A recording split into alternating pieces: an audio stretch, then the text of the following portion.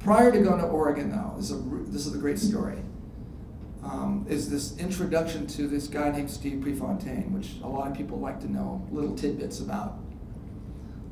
Steve Prefontaine was a junior in high school, and we were both invited to what they call the Low Altitude Developmental Meet in Eugene. The Mexico City Olympics were going on in 1968. He was going to be a senior in high school. I was just graduated and was going to go to Oregon. And Coach Bill Dillinger invited us to Hayward Field. I had never been to Hayward Field before. And those of you that have never been to Hayward Field, you need to get there. Just to experience this amazing place. And I know Miriam, how many times have you been there, right? It's just a great place. The energy, the feel, the wooden stands, there's nothing like it in the world. And so Coach Dillinger put us up in the president's box, a little area in the East Grandstand. It's still there, right there on the midsection, right where the steeplechase would start, 5,000 meters. And so I'm with Pri, we're roommates in the dorms, and I get my first experience of this little wild ADD. Well, I didn't know what ADD was, and he definitely had that disease. He was hyper, jumping around, going crazy. And this one event would probably really put it all together for us. It was a 10,000 meter race, 25 laps.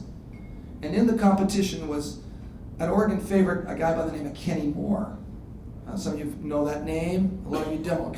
But he wrote a book called Bowerman, The Men of Oregon. That might be one that you want to get a hold of and read, and it tells you the whole culture of Bowerman and what shaped the man and a lot about Oregon. But Kenny was running the race, and then there was this freak, this little 113-pound kid known as the Spokane Sparrow, a little guy named Jerry Lindgren from Spokane, Washington, Rogers High School. Now Lindgren made the Olympic team as an 18-year-old kid. I don't think there's ever been an American kid other than Jim Ryan in the 1,500 meters, and Lindgren in the 5,000 ever made the Olympic team as high school kids. They both graduated in 1964 from their high schools. Well, Jerry was in this race also, and he held all the American records. And he was just, again, this little weirdo. And so the race, and I'm being a Washingtonian and Pri being an Oregonian, we're both sitting there, and this place is packed. 15,000 people. A guy's high jumping. A guy named Dick Fosbury's doing something weird, jumping over this bar weird. And I don't know who Dick Fosbury is or what might be named after, but he was there. And there was a high school kid making the Olympic team in the pole vault named Casey Kerrigan, jumping 17.6 or whatever it was. It was just weird stuff. And my eyes are big, and Pri's mine were about the size of a quarter, and Pri's were about the size of a silver dollar as we watched this crowd of 12,000. Just, the energy was just what it would be today even. So the 10,000 meter race is going, and Lindgren opens up about a half lap, 200 meter lead after 5,000 meters. And, looks like a ho-hummer. He's going to win easy. And there was a bunch of guys in the race, but Kenny Moore certainly was the Oregon favorite. He had just graduated from the University of Oregon, made the Olympic team in the marathon. And so the race continues to unfold. We're hearing little kids behind us, 3 and 4-year-olds kids tell their parents, "Daddy, was that a 63 or a 64? I was just in shock that little kids knew splits, that could barely speak at all. They were well educated in Eugene about our sport. You could hear the stomping. You could hear the rhythmic clapping before it probably was even popular. I mean, they were already creating the energy. Pri was buying into it. I was wetting my pants because I'd never seen anything like this before. And as the race continues to unfold, and Kenny Moore gets closer and closer to a Bill lap, actually a gun lap back then.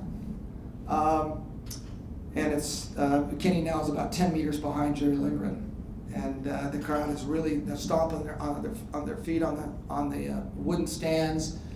And the last lap rolls, and down the home stretch, Kenny Moore beats the favorite Jerry Lindgren in this 10,000 epic race, and it's imprinted in our brains forever. My brain, Pre's at the time, and I was sold. I've gone to heaven. I'm lucky. I'm going to go in here, and Bowerman's going to remember my name, and it's going to be great.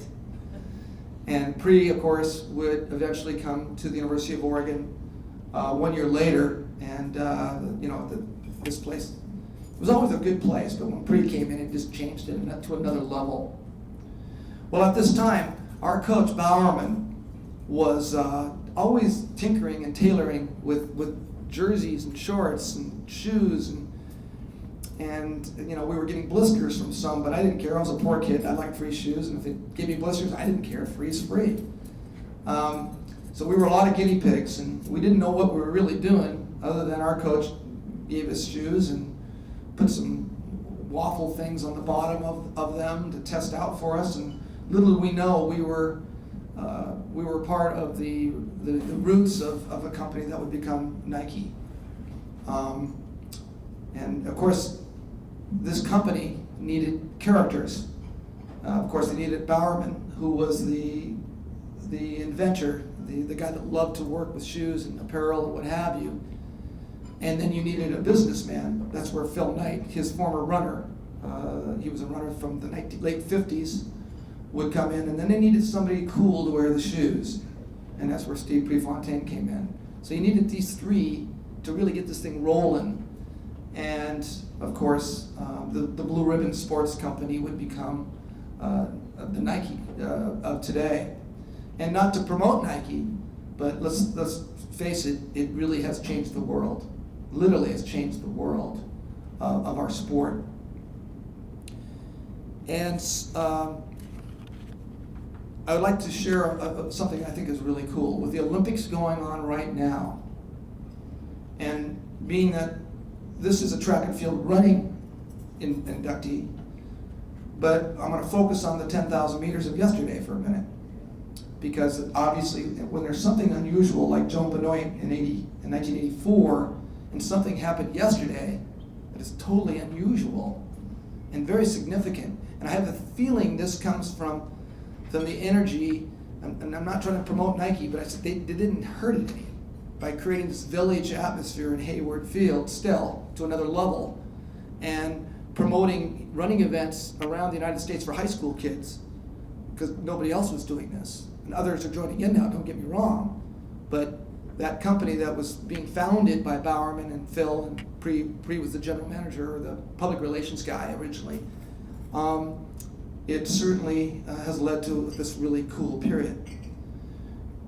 And I'm going to talk about that Olympic moment, but I want to go back for a little bit here.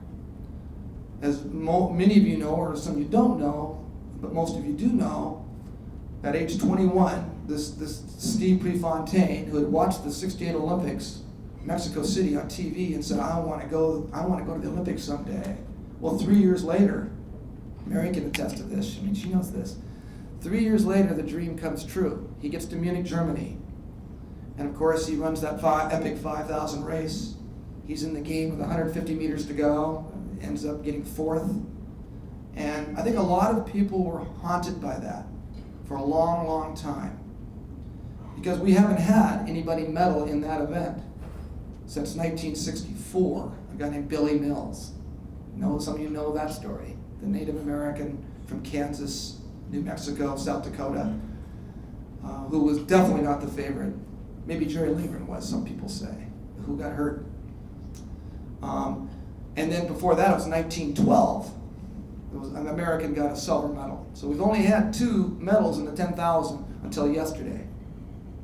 So it's really interesting how a little boy from Portland named Galen Rupp, who is just I don't know, just a really cool kid.